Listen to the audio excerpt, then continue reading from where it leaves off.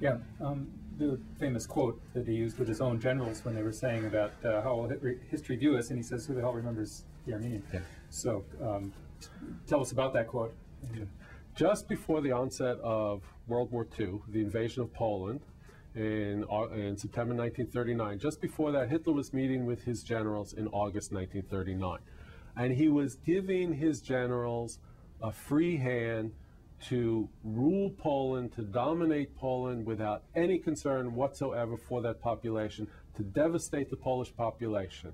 And he said, "Who remembers the Armenians?" In other words, you guys can go in there and simply devastate the population. We want to establish our control over that area. But the irony of that statement, "Who now remembers the Armenians?" is that, of course, all his generals knew what he was talking about. In fact, they did remember the Armenians. The problem was they didn't care. They knew and didn't care. Or they knew and thought it was just fine what the Young Turk government had done. But what is known about efforts to resist the genocide as it was happening inside Turkey?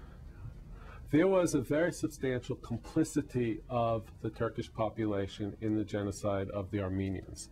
However, that by no means signifies that every Turk was involved in this atrocity. And we do have knowledge, we do have evidence about individual Turks who sought to protect Armenians, who warned them beforehand, or who hid them for a whole variety of motives. And it's very, very important that we remember those actions as well. Hannah Arendt, in her book Eichmann in Jerusalem, writing about the Holocaust, wrote that even if it's only two people who resisted an event like the Holocaust, we have to remember that, because that gives us hope for the future. That tells us that not every regime will ever, that not any regime will ever be able to establish 100% control over its population. In the same way, even if it's just a handful of Muslims who protected their Armenian neighbors, it's incumbent upon us to remember that, because that gives us the basis to hope for a better world where people indeed can live together despite their differences.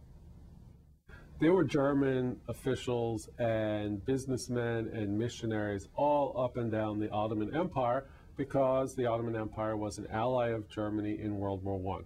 So actually a lot of what we know about what happened comes from German sources. Now, there are also American consular reports and missionary reports that are very useful. But the Germans, because they were allies, also had access to privileged information. And you have a whole range of responses.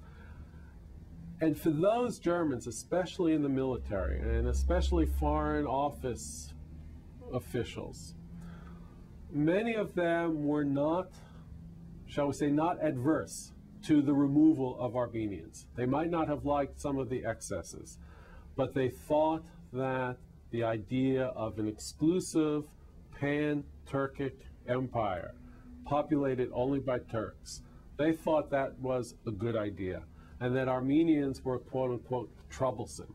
Even though most of these German officials were Christian and Armenians were Christian, for many of these people in the military, in official circles, the effort to establish German influence in Anatolia and the Middle East was more important to them than the fate of Armenians.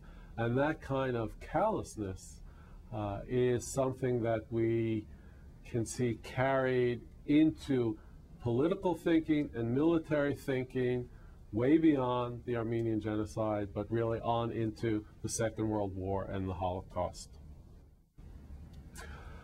On the other hand, there were other individual Germans who wrote about, talked about, photographed the Armenian Genocide because they were appalled by what they had seen.